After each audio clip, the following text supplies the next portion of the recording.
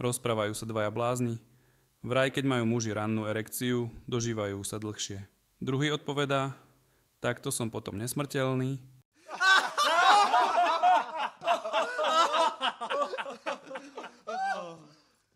Príde do potravín blázon.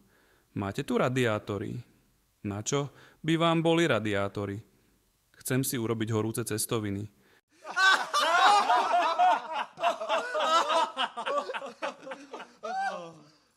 Blázni pečú koláč v kuchyni. Ako ti pomôžem? Pýta sa jeden druhého. Tam dávaj pozor na koláč. Dobre, nikto sa k nemu nepriblíži ani ty.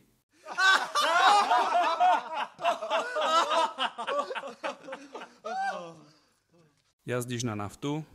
Nie na benzín. Len aby si nevybuchla. Vybuchnem na teba. Ja si to potom zlížem.